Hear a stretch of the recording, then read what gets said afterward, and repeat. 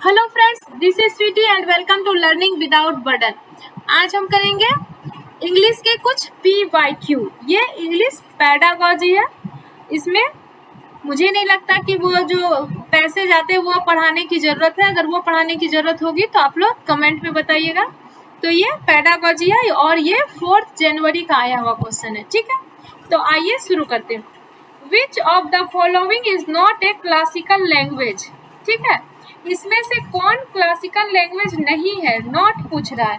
Not पूछ रहा है तो इसका आंसर होगा हिंदी, तमिल है, संस्कृत है और उड़िया भी है।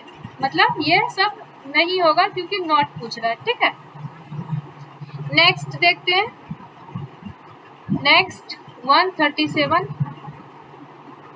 Nirmala Devi reads A text on climate change to understand and get the overall message of it. What is this reading known as? जब हम ओवरऑल जानना चाहते हैं कि कोई भी पैसेज पढ़ते हैं या कुछ भी पढ़ते हैं, जब हम ओवरऑल आइडिया जानना चाहते हैं कि आखिर इसमें ओवरऑल कह क्या रहा है, तो उसको हम लोग बोलते हैं स्कीमिंग। ठीक है, उसको हम लोग जब ओवरऑल जानना चाहते हैं कि ओवरऑल ये क्या मैसेज देना चाह रहा है, तो उसको हम लोग बोलते हैं स्कीमिंग। ठीक है, जहाँ भी ओवरऑल मैसेज की बात हो, ओवरऑल का मतलब होता है स्कीमिंग, मतलब उसका जिस्ट निकालना, मक्खन क्या है उसका, मक्खन। ठीक है, ओवरऑल आइडिया क्या है। नेक्स्ट देखते हैं। अब ये स्कैनिंग क्या होता है? स्कैनिंग उसका वो जानना चाहते हैं, जैसे उससे किसी पैसेज में किसी क्वेश्चन का आंसर खोज के निकालना है, वो स्पीच रीडिंग। एक्सटेंसिव जब मजे के लिए पढ़ा जाता है, स्पीच जब स्पीच के लिए पढ़ते हैं, तो इसका आंसर हो गया skimming. 138, A teacher of class 6 does the following task in her classroom. A short text of 8 sentences is made into 2 different chunks, or every alternate sentence is given to each learner in pairs. Each learner dictates to the other and writes to recreate the whole text. What is this task known as? तो क्या कह रहा है कि एक teacher है, वो 8 sentence है उसके पास, वो क्या कर रहा है, उसको आधा आधा बांट रहा है 2 बच्चे में, और फिर क्या कर रहा है, एक लाइन ये पढ़ेगा वो लिखेगा, फिर अगला लाइन वो पढ़ेगा और ये लिखेगा। ठीक है, तो इसको क्या कहते हैं? इसको कहते हैं म्यूचुअल डिक्टेशन। म्यूचुअल डिक्टेशन, जब एक आदमी बोल रहा है और एक आदमी लिख रहा है तो उसको कहते हैं डिक्टेशन। जब पहला लाइन एक आदमी बोल रहा है, दूसरा लिख रहा है, फिर दूसरा आदमी बोल रहा है और पहला लिख रहा है एक एक लाइन, तो इसको कहते हैं म्यूचुअल डिक्टेशन। ठीक है, म्यूचुअल डिक्टेशन। नेक्स्ट देखते हैं।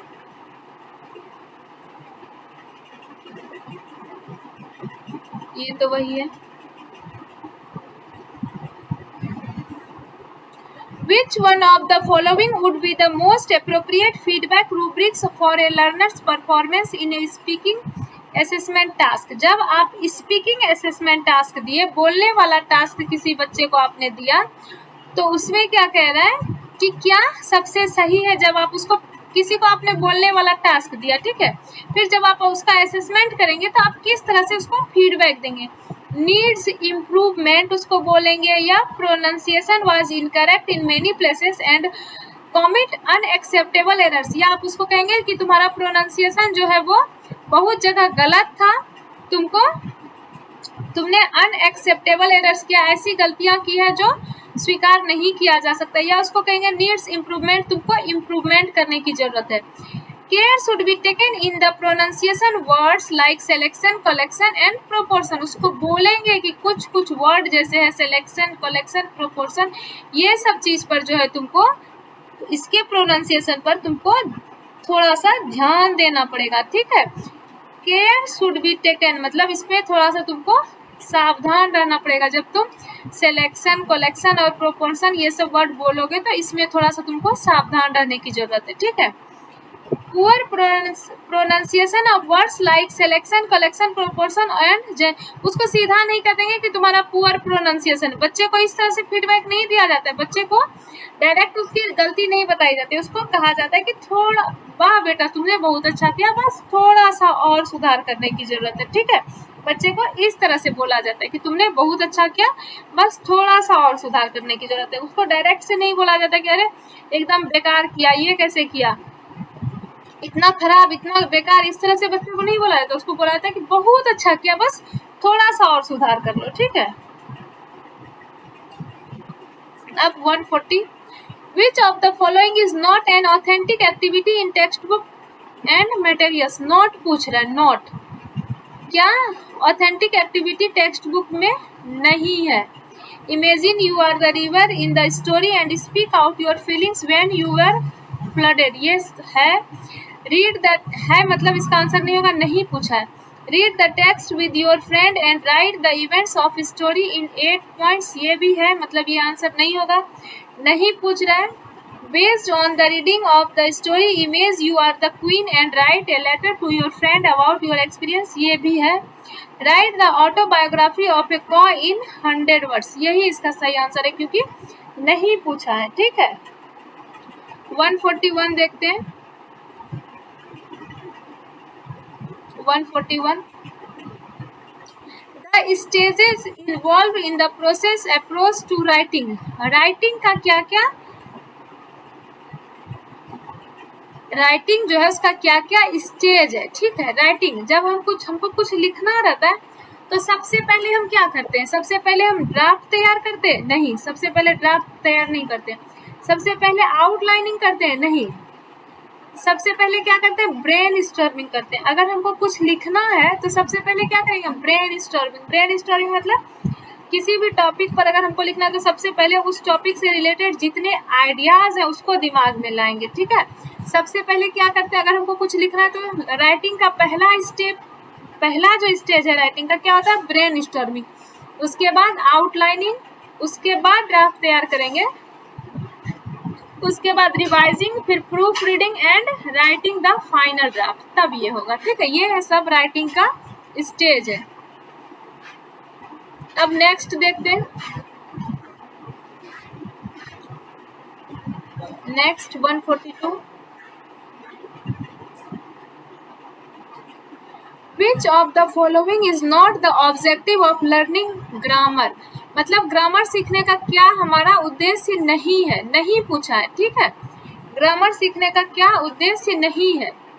Using the grammar item in real life, ये हर चीज, ये जो ग्रामर सीखने का, ये ग्रामर सीखने का हो या किसी भी सब्जेक्ट का हो, उद्देश्य लगभग एक ही होता है। Using the grammar item in real life, आप कुछ भी पढ़ते हैं तो उसको रियल लाइफ में यूज करना एक अच्छी बात होती है। आप जो भी चीज पढ़ते हैं उसको रियल लाइफ में यूज अगर नहीं किए तो वह पढ़ा हुआ तो किसी काम का नहीं है, इसलिए आप जो भी पढ़ते हैं उसको रियल लाइफ में यूज करना, ये तो सही चीज है और इसमें नॉट पूछ रहा है। ठीक है, understanding the form through use in context, context में यूज करना भी एक अच्छी बात होती है। आप कुछ भी पढ़े उसको कॉन्टेक्स्ट में यूज करिए, संदर्भ में यूज करिए, ये भी सही है और इसमें गलत पूछ रहा है। Grammar is learned by mastering, mastering के लिए कोई भी चीज नहीं पढ़ा जाता, यही इसका सही आंसर है। मास्टरिंग के लिए कोई चीज नहीं पढ़ा जाता है। Discovering the form through language use in context, discovering भी एक अच्छी चीज है। ठीक है, लैंग्वेज कॉन्टेक्स्ट में आप यूज करिए। ठीक है, ये भी एक अच्छी चीज है।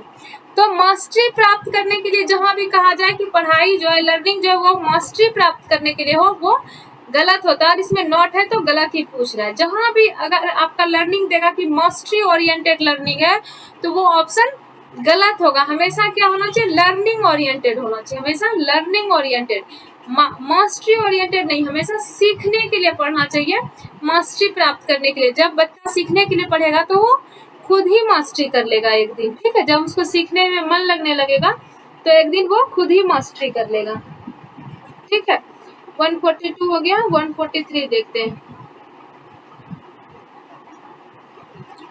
Words which we have learn to use in writing speaking. जब हम लिखने और बोलने में अक्सर जिस वर्ड को हम लिखने और बोलने में यूज करते हैं उसको कहते हैं एक्टिव वोकेबुलरी। ठीक है, और जो ऐसा वर्ड है जिसको कि हम कभी अगर मेरे नज़र के सामने हमारे नज़र के सामने आ गया, अगर नज़र के सामने आ गया तो हम उसे पहचान लेते हैं, लेकिन उसको बोलने और लिखने में यूज नहीं करते, तो वो होता है पैसिव वोकेबलरी। ठीक है, वो पैसिव वोकेबलरी होता है। और रिलिया क्या होता है?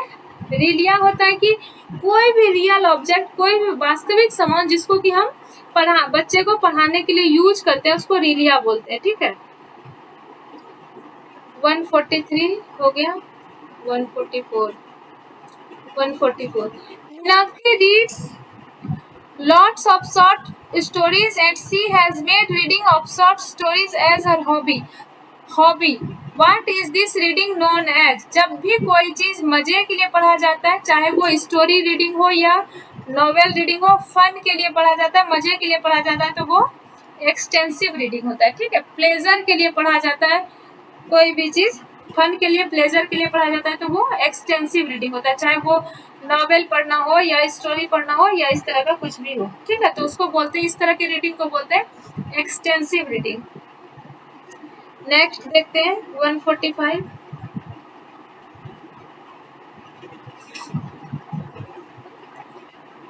Which of the following is not the recommendation of national education policy? क्या नहीं है, नहीं पूछा है, नहीं पे ध्यान देना है। ठीक है, अगर नहीं पे ध्यान नहीं देंगे तो ऑप्शन बिल्कुल अपोजिट हो जाता है, ऑप्शन बिल्कुल ही चेंज हो जाता है अगर नहीं पे ध्यान नहीं देंगे तो।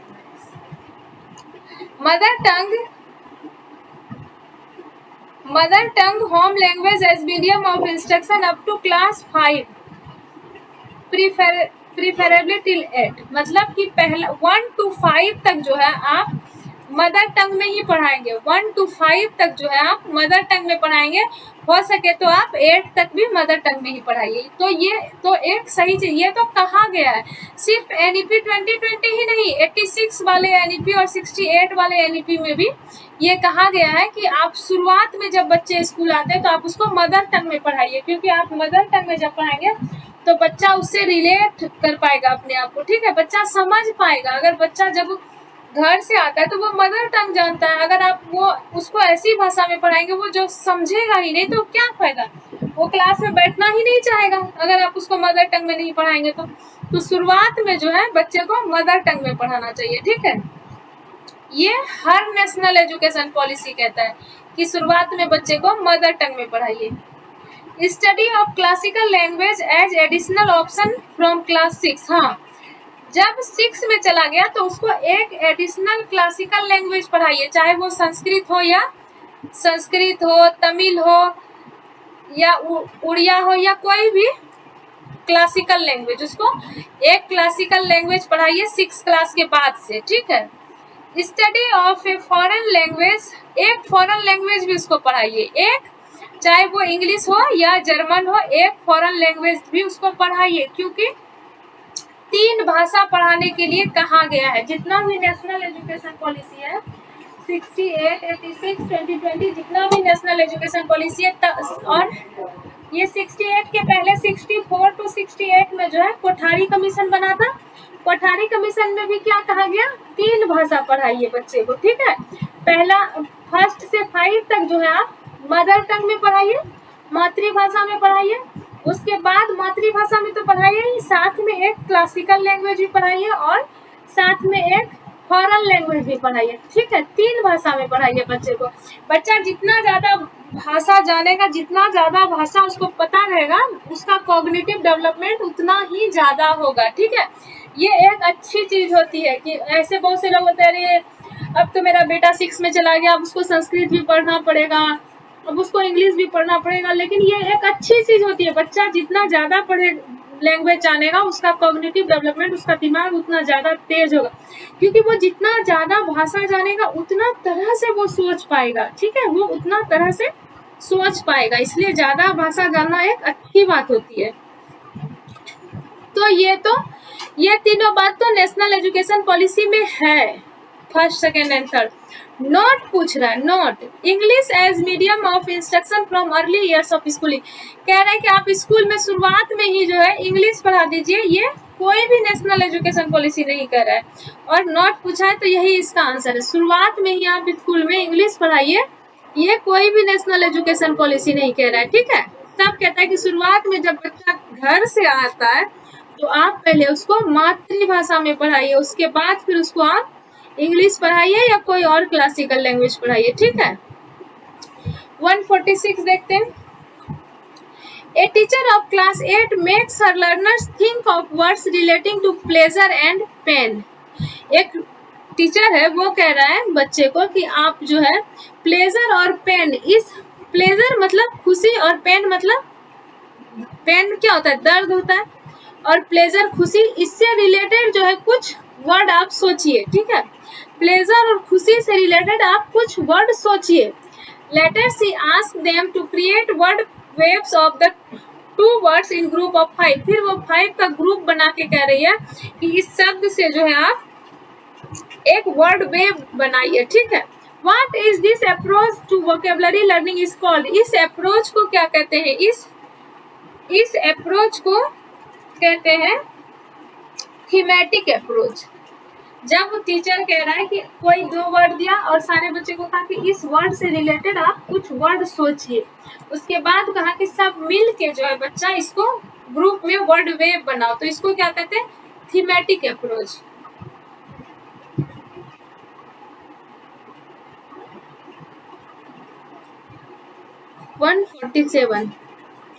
A teacher collects instances of learning of language by learners over a period of time and records it to use for assessment of learners.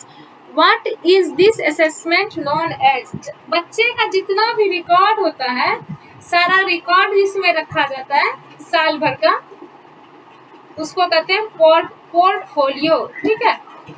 क्या कह रहा है कि a teacher collects instances of learning of language by learners over a period. वो बच्चा जो है किसी पीरियड में लैंग्वेज कितना लर्न कर पाया, इसका वो रिकॉर्ड बना रहा है असेसमेंट के लिए, तो इसको क्या कहते हैं? इसको कहते हैं portfolio.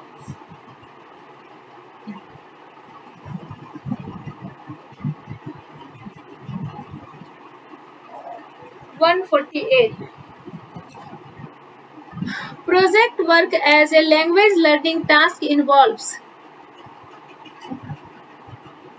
project work, reading, writing on an issue or topic by individual student and sharing it to the whole class। कह रहा है कि प्रोजेक्ट वर्क किसको कहते हैं कि बच्चा जो है वो इंडिविजुअली पहले रीडिंग करेगा, राइटिंग करेगा, उसके बाद पूरे क्लास के साथ शेयर करेगा, ठीक है। Reading collection of data information, analyzing it and writing report in groups। जहाँ भी ग्रुप में बच्चा पढ़ेगा वो ऑप्शन बेस्ड होगा, ठीक है। जहाँ भी बच्चा ग्रुप में पढ़ेगा वो ऑप्शन बेस्ड होगा। Collection of data and writing report, ठीक है। वो इसमें क्या कर रहा है, वो इंडिविजुअली पहले सब चीज करेगा, बाद में पूरे क्लास में शेयर करेगा, ठीक है। इसमें क्या कर रहा है, कलेक्ट करेगा डाटा और रिपोर्ट लिखेगा बच्चा। Writing a series of tasks assigned by the teacher to individual students on various theme। Various theme पे जो है इंडिविजुअल स्टूडेंट कर रहा है, लेकिन इसमें क्या सेकेंड ऑप्शन में क्या ग्रुप में कर रहा है, और बच्चा जहाँ ग्रुप में होता है वही ऑप्शन बेस्ड होता है, ठीक है। जिस ऑप्शन में बच्चा ग्रुप में काम करे वही ऑप्शन बेस्ड होता है। ये देखते हैं, विच programme of government of India under एक भारत श्रेष्ठ Bharat aims at fostering linguistic harmony and promotion of language among learners. मतलब ये एक भारत श्रेष्ठ भारत योजना जो चलाया गया है, ये किस लिए चलाया गया है? ये भाषा संगम, ये भाषा संगम के लिए चलाया गया। ये मल्टीलिंगुअलिज्म तो नेशनल एजुकेशन पॉलिसी कहता है कि मल्टीलिंगुअलिज्म को बढ़ावा दीजिए। 3 लैंग्वेज फॉर्मूला तो समझ में आ ही गया कि फर्स्ट से प्राइमरी तक आपको मातृभाषा में पढ़ाना, फिर एक क्लासिकल लैंग्वेज भी पढ़ाना और एक फॉरेन लैंग्वेज भी पढ़ाना है। 3 लैंग्वेज फॉर्मूला कोठारी कमीशन दिया था, 3 लैंग्वेज फॉर्मूला, और उसके बाद 3 लैंग्वेज फॉर्मूला ही अभी तक चला आ रहा है, ठीक है। लेकिन ये एक भारत श्रेष्ठ भारत जो है वो भाषा संगम, ठीक है।